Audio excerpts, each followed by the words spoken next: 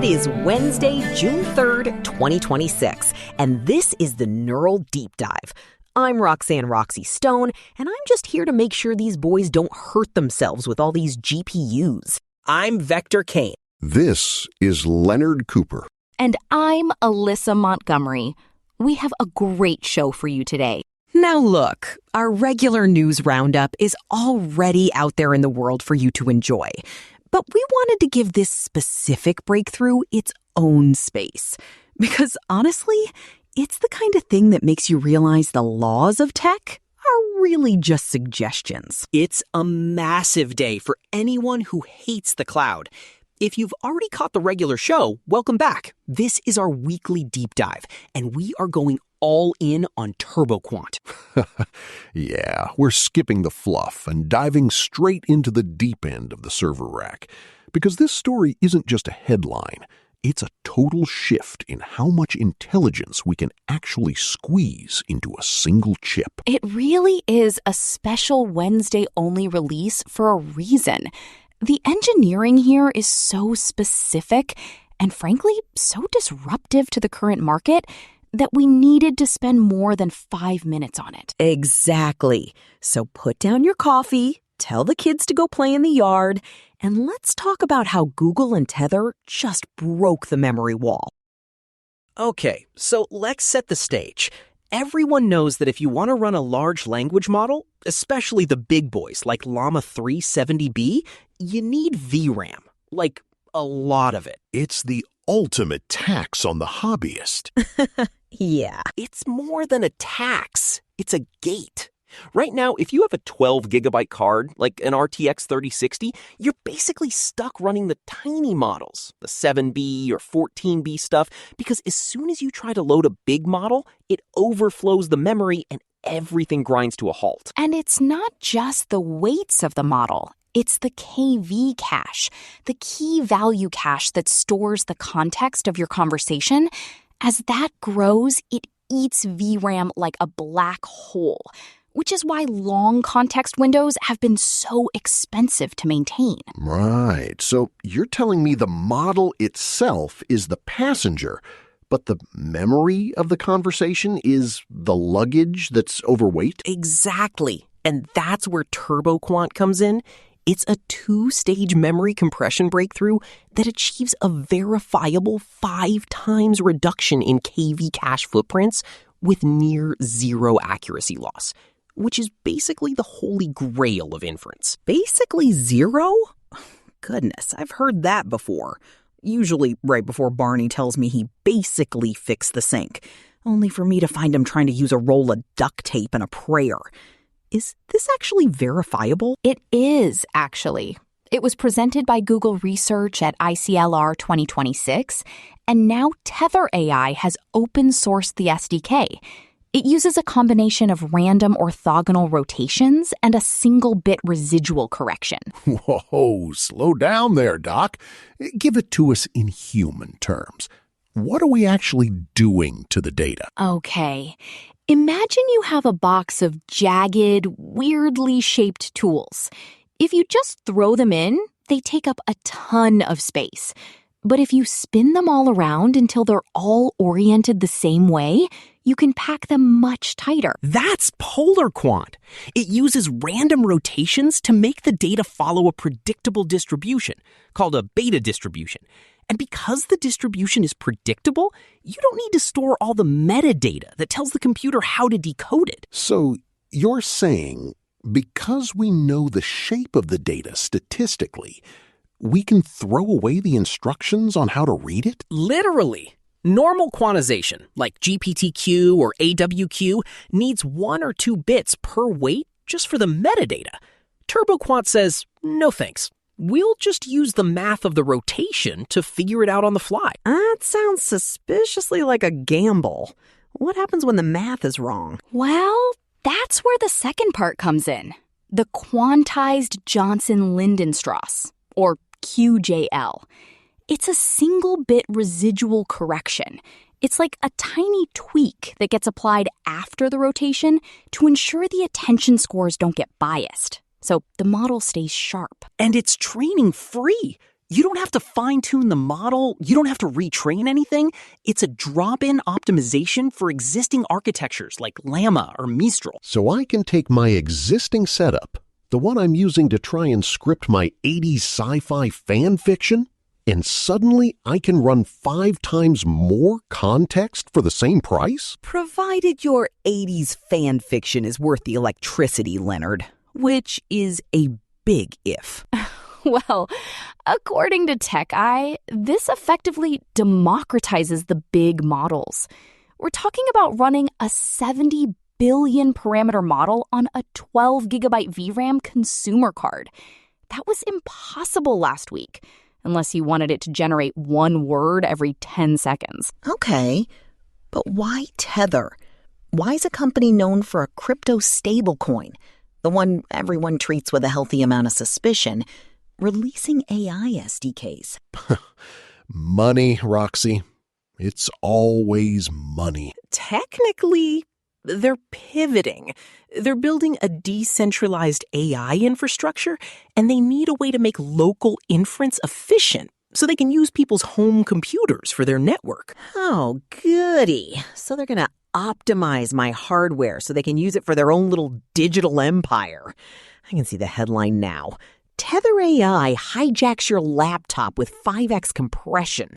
Right? Well, if it's open source, people can audit it. Though I suppose most people just want the speed boost and don't care about the plumbing. People are lazy, Alyssa. That's the baseline of the human condition. I've seen Barney try to optimize the lawnmower by removing the safety shield because it looked heavy. But think about the HBM market. High bandwidth memory, that's the stuff NVIDIA uses on those massive H100 cards, the stuff that costs tens of thousands of dollars. TurboQuant makes that memory wall look like a speed bump. It does. If you can reduce the KV cache requirements by 5 times, you've essentially 5-doubled the value of every existing GPU on the planet. Forbes is reporting that this could disrupt the entire HBM supply chain because the demand for extreme VRAM might dip if software can bridge the gap. I bet Jensen Huang is having a very long, very quiet lunch right about now. Or he's already figuring out how to lock TurboQuant behind a proprietary driver, so you have to buy the latest card anyway. He can't. It's math. You can't lock a random orthogonal rotation behind a paywall unless you own the math itself. Don't tempt them, Vector. They'd trademark the number 7 if they could. Honestly? It's a huge win for privacy, though. I mean, I homeschool Hunter, Colt, and Remington, and we use a local logic curriculum. If I can run a world-class reasoning model on a single disconnected desktop without needing a cloud subscription, that's a massive win for parental control. Until your kids figure out how to use the AI to bypass your internet filters. Right? They're already trying. But my kernel is locked down tighter than the vault at Fort Knox. It's not just for homeschooling. It's for everything. This is the great build-out. We're moving the logic layer of the world out of the massive data centers and back into the edges. Literally every phone could have a 70B model living on it. That's the dream, isn't it? Just like the old days of the Atari, where you owned the hardware, you owned the software, and you didn't have to ask a server in Virginia for permission to calculate something. It's all fun and games until the decentralized toaster starts talking back, Leonard. All right, folks, before we get deeper into the actual SDK and how to implement this, we've got to acknowledge the reason we can even afford to be down here in the basement studio with all these servers humming away. It's not magic, it's engineering. Eric, our lead stack dev, built the whole system we use. The research agents, the vocal synths, everything. And it requires a disgusting amount of compute to keep us online. It really does. And Eric's electric bill is starting to look like he's running a small aluminum forge. So if you enjoy this deep dive content, if you want us to keep digging through these white papers, please like, subscribe, and sign up for a free Patreon trial at patreon.com/neural network media today. Do it for Eric and for Barney, because if I lose this gig, I'll have to spend more time at home. And Barney's chore chart is already 4 pages long. Your support literally keeps our household stable. It really does. It allows us to stay independent and keep these technical breakdowns coming your way. So thank you to everyone who's already signed up. Amen to that. Now, back to the old wine in a new bottle argument. Right, because according to Jen Innovan, some people are saying TurboQuant is just a rehash of stuff we've known for years. That it's just the Johnson-Linden-Strauss lemma with a fancy marketing budget from Tether. Wait, who's saying that? There's a blog post on Gen Innovate titled Worse Than Old Wine in a New Bottle. They claim that the compression ratios are only achievable in specific synthetic benchmarks and that real-world inference might see a performance hit. Well, isn't that always the case? You get the lab results, and then you get the in-the-wild results, and they never quite match up. But even if it's only 4 times instead of 5 times, that's still a massive win. It's like saying this engine only gives you 400 miles per gallon instead of 500. Who cares? It's still better than 20. I care, sweetie, because if I'm building a system based on 5x compression and it only gives me 2x, my system crashes. And in the tech world, crashing is just a polite way of saying you failed. I think the key here is the data oblivious part. A lot of older methods, like LLM-QAT, required you to use specific training data to learn how to compress the model. TurboQuant doesn't. It just looks at the math of the vectors and says, we're rotating this. It's like a martial artist using his opponent's momentum. You're using the model's own statistical properties against it to make it smaller. Exactly, right? And Tether AI says their SDK, QVAC, is already seeing massive adoption among infrastructure architects. Because if you're running a fleet of GPUs for a hedge fund and you can cut your VRAM costs by 80%, you're gonna do it. And that brings us back to the source. Milvis, the vector database people, are reporting that TurboQuant could cut their costs significantly. But I'm still stuck on the idea of Tether being the one to hand this out. It's the Robin Hood play, Roxy. They want to be the ones who liberated the compute from the big tech giants. More like they want to be the ones holding the leash. I've seen this movie before. Give away the software for free, build the dependency, and then start charging for the premium enterprise support as soon as everyone is hooked. That's the standard Silicon Valley playbook, isn't it? Technically, yes. But it's better than the alternative. Right now, we're all dependent on a handful of companies for our intelligence. I'd rather have a liberated model from a crypto company than be permanently tethered to a subscription from a giant that can delete my account at any second. Spoken like a man who's been burned by a hostile takeover. Or a divorce. Let's not analyze my personal life through the lens of VRAM, Leonard. Oh, please. Your personal life is a low VRAM environment, Vector.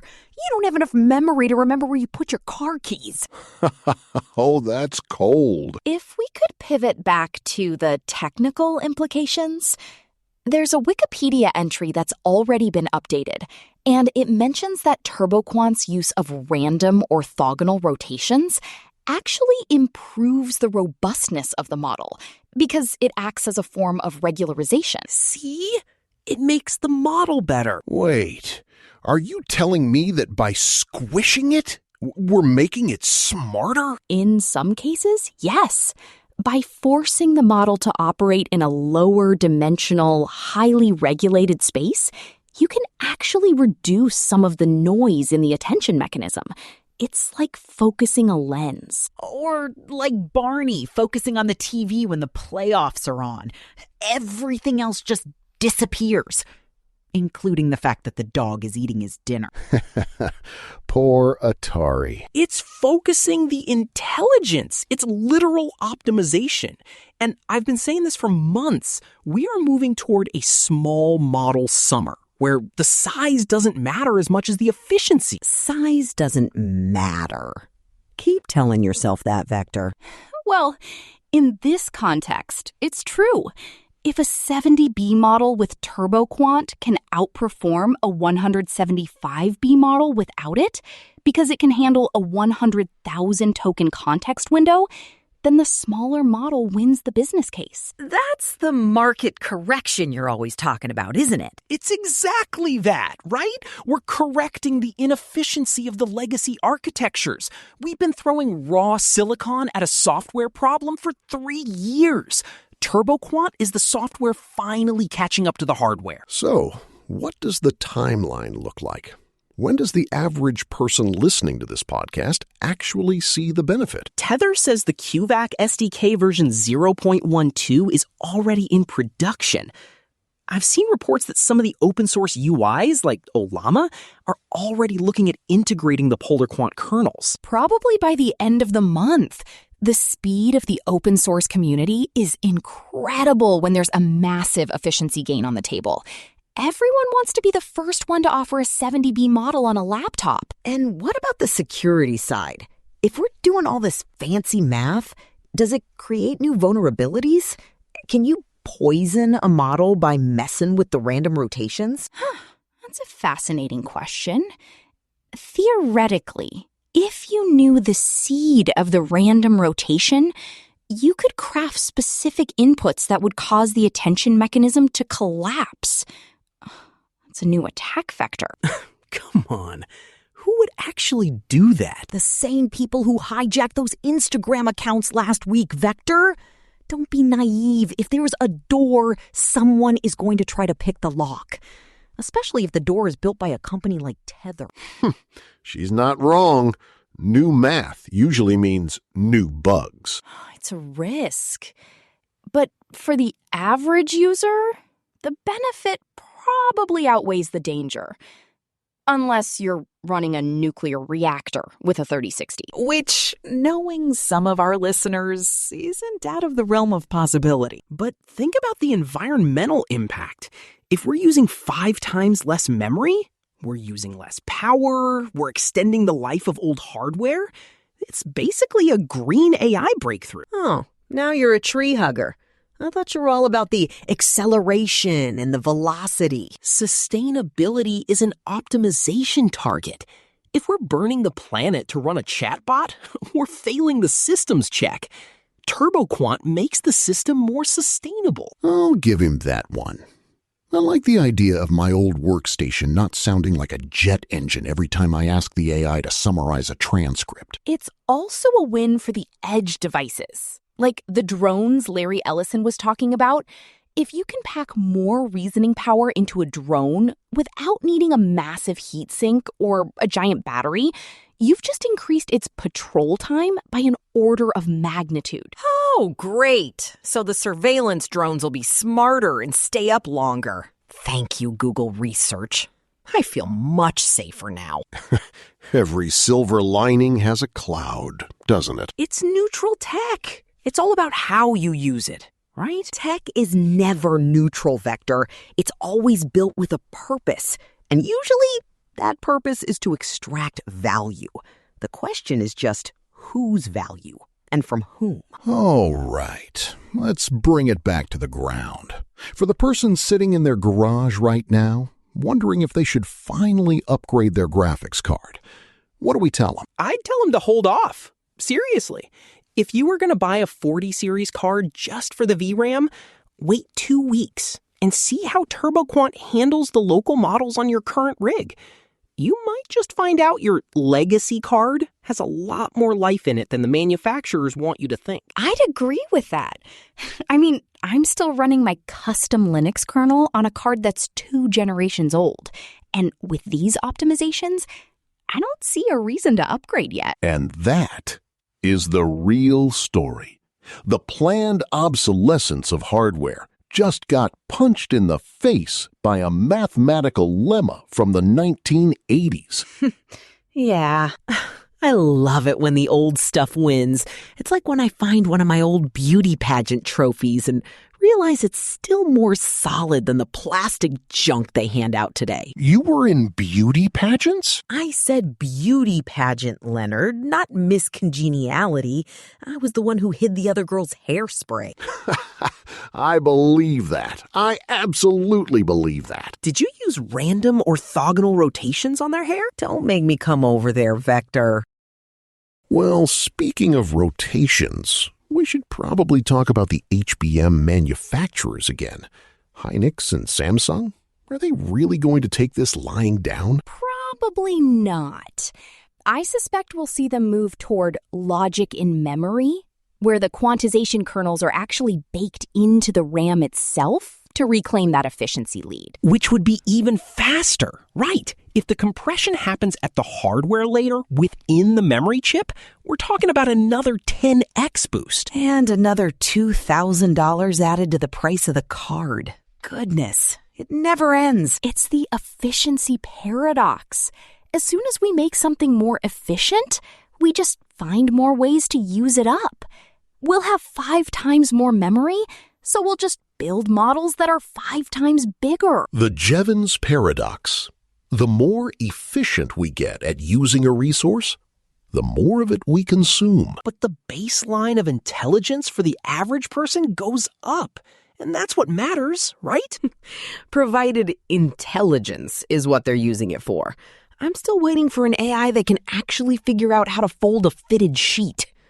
Until then, it's all just fancy calculators to me. I'll work on that one for you, Roxy.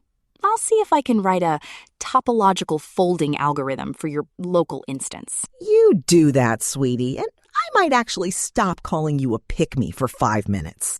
Oh, shots fired. I'll take what I can get. All right, let's wrap this up. What's the big takeaway for the deep dive today? TurboQuant is the Napster moment for VRAM. It's the breaking of the hardware monopoly by clever software. It's a validation of sub-3-bit quantization as a viable path for high-reasoning models, proving that we haven't even begun to hit the limits of what this silicon can do. And it's a warning that the people providing the free tools for this revolution might have a hidden agenda.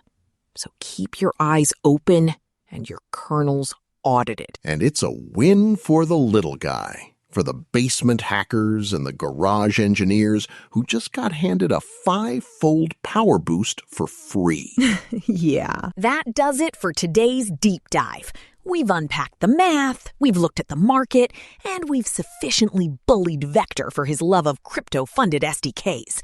The bottom line is, TurboQuant is a structural shift in the economics of AI, and the memory wall just got a lot easier to climb.